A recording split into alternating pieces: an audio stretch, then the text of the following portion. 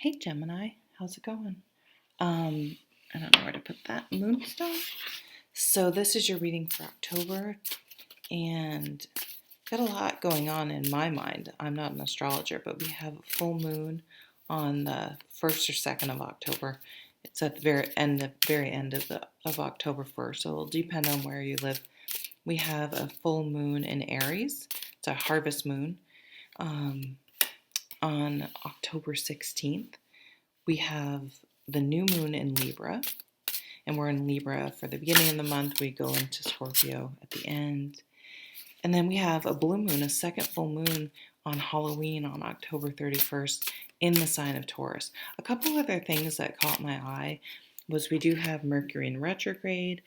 I like to think of Mercury in retrograde as more of like a trickster than something to be super stressed about, and sometimes I can use it really to my advantage because something happens, there's a miscommunication, and I can say, instead of digging in, and I didn't communicate wrong, I was very clear, this person is being an asshole or whatever, I can stop and take a step back and say, maybe a miscommunication did happen, and that's okay, and let's repair it, and we can just say, I am so sorry, I misunderstood you, I'm sorry, and just not take it so personally.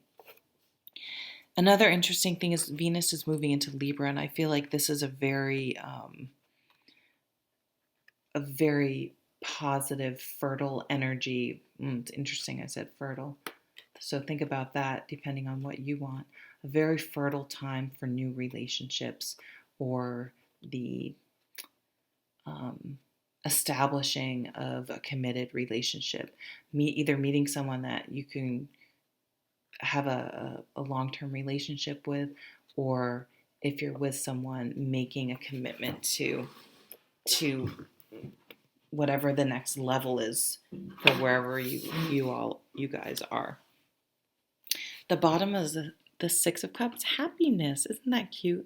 And what is happiness? This is a card of children, of nostalgia. And for me, looking back on my childhood, actually the Six of Cups in my Arthurian legend deck is my absolute favorite because it sums up in one picture my happy memories of my childhood. And it shows, here, let me get it, because maybe, do I have my cards right here? So what are your happy memories? I mean, there is a nostalgic aspect of this card that can, if we could, like my brother and I will often remember different things or remember events in a different way. So we're probably both, I mean, he's older, so he's probably more accurate, but it's this one. But he can, if we were both to go back and be plopped into that plopped, and be able to relive that situation, it might be really different than what we're remembering. But regardless, I think a lot of times when people think of happiness, not always if you had a bad childhood, but for me, it's often my childhood and that carefree feeling of not, you don't have the responsibility. And so how can we bring that simplicity and appreciation for living in the moment and appreciating the little things? How can we bring the Ten of Cups? So this is my happily ever after card. Now I'm reading two decks for you guys. So you're really thinking about, and the Devil, you're really thinking about what makes you happy. What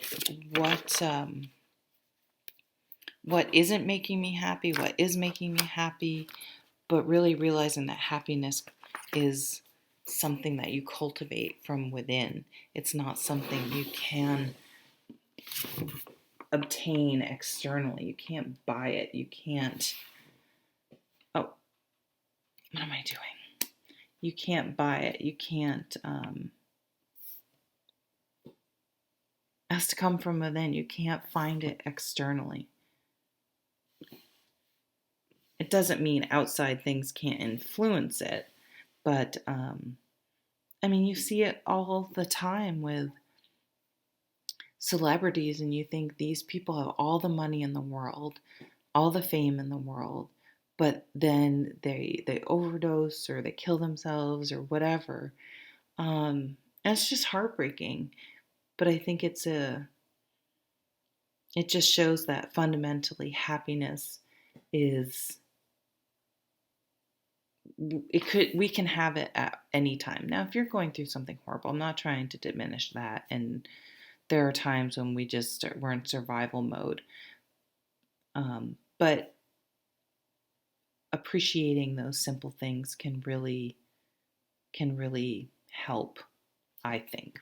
And it's something I think you guys are maybe with lockdown, the simple things have become highlighted, at least for me. So what was going on recently? Wheel of Fortune, chance. This card tells us that the universe is just going on and it's churning and everyone's lives are moving around us, whether we want it to or not, whether we think it's happening or not, and that we can't control a lot of that. The only thing we can control is ourselves. Um, and the lesson of the wheel is to stay in the center. And then you may not be on the highs so much, but you're not in the lows so much. And you can just sort of roll with it, go with the flow, roll with the punches easier. So that has Jupiter. So there's a Sag component, a spiritual component, a ninth house component, even though I know it's a 10th, or it's a 10. But that's the energy I'm getting. Having a more philosophical approach, you're starting to incorporate a more philosophical approach to life, and it's really working for you. What you want most, Father of Swords, the King of Swords. This is mindfulness. This is being thoughtful, writing, data, um, making sure your head and heart are working together, that you're not a Vulcan, but you're also not, um, swept up by your emotions and sort of out of control in a drama type way. It says leadership. What's going on right now? Strength, confidence. And where do we get confidence from? Is it from external achievement? That can help, but I think confidence comes from knowing you can count on yourself.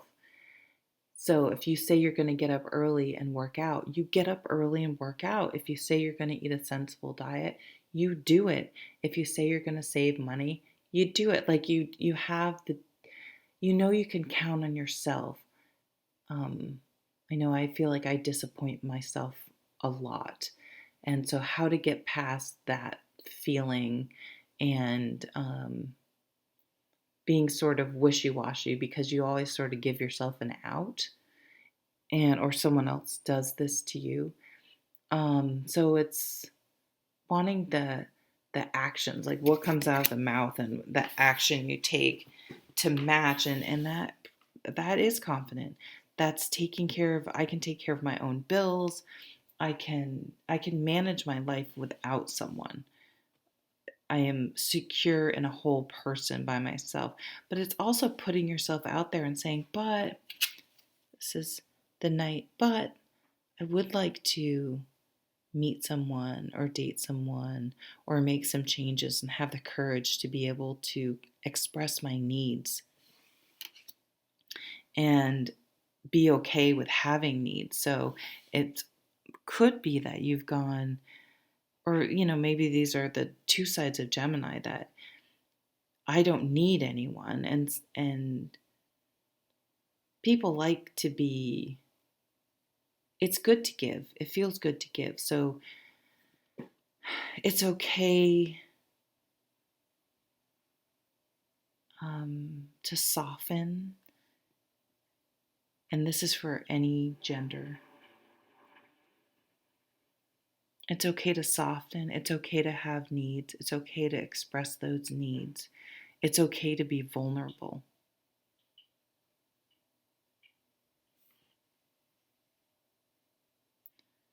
I can see you maybe asking someone out or making an offer, or again, just bearing your heart, expressing, telling someone you love them. Could be with Mercury retrograde, someone from your past, someone even from your childhood. Huh. Maybe you meet this person at work or while traveling for work or because of work in some way. But this is a card of teamwork. It's also a card of being recognized for your talent. We do have leadership. If there are any managerial positions open, I would put yourself out there. That can be another way. It's hard to put yourself out there and be vulnerable to apply for a job, especially if it's in your same office. So you know they're gonna find out. So if you don't get it, it's hard to put yourself out there. But I would say definitely do it. What's under Seven of Wands? Courage. Eight of Swords, interference. That's the denial card.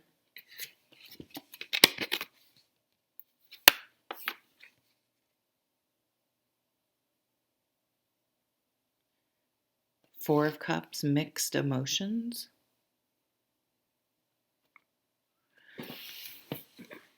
Is the Eight of Swords, is that really a Gemini sign on it? It is. Well, you are an air sign. It's almost like that analysis paralysis. You can see both sides of a situation. Nine of Pentacles. So some of you are going off on your own.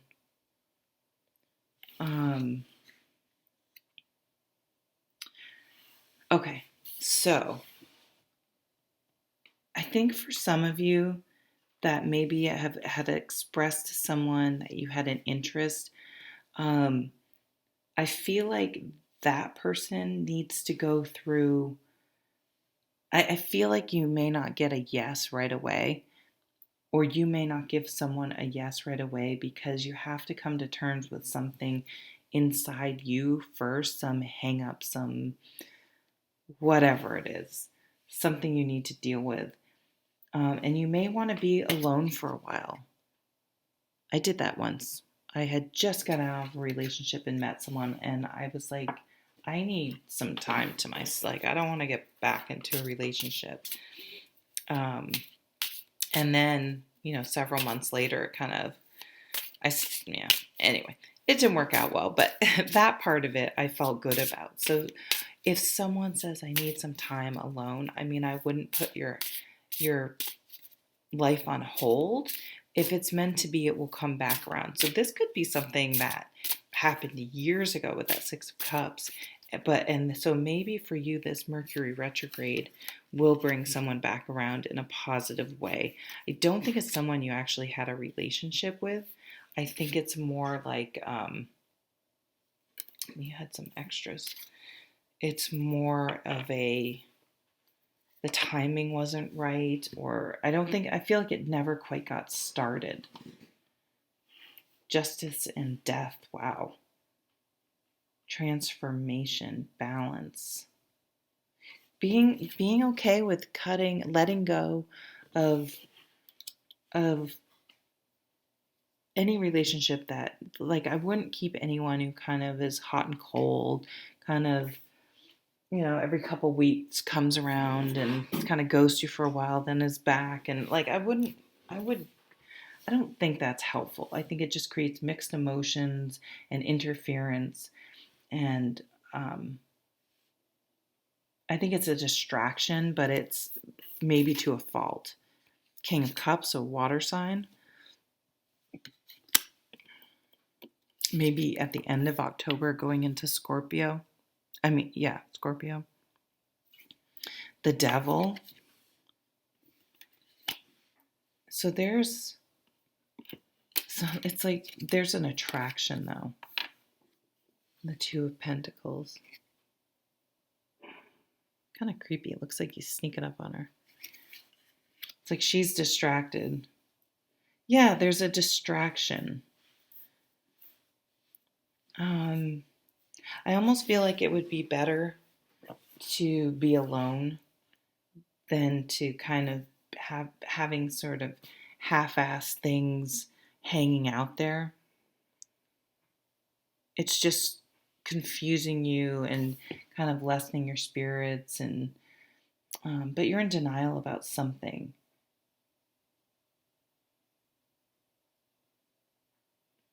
Yeah, you need to let something go. There could be a person too that's controlling around you, and if there's someone that's really controlling and trying to keep their claws, keep you tethered to them in some way, I would say block, delete. It's time to let that go. It's it's probably that person that's hot, cold, hot, cold, hot, cold, and just it's time to move on. They're not. They might be stalking you, cyber stalking you, and just yeah. The justice is just going to say that's not cool. If it's really bad, I mean, I'd get a restraining order. But don't feed that fire in any way. If you still allow, if you haven't blocked people, and every time that person texts you, you're like, oh, you roll your eyes and complain to your friends, but really, you like that in some way, or else, you know what I mean? So I guess if there are any people like that in your phone, really think about what you're getting out of it and what it's adding, what it's doing. And I think once you really are standing alone and decluttered, cut cords, getting rid of the interference and the mixed emotions, then you'll be ready to bring in this this person from your past, but this happiness, this right person.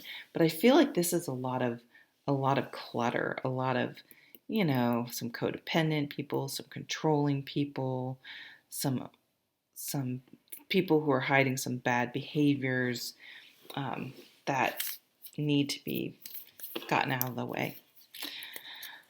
Okay, thanks, Gemini. I hope you have a great October. Take care.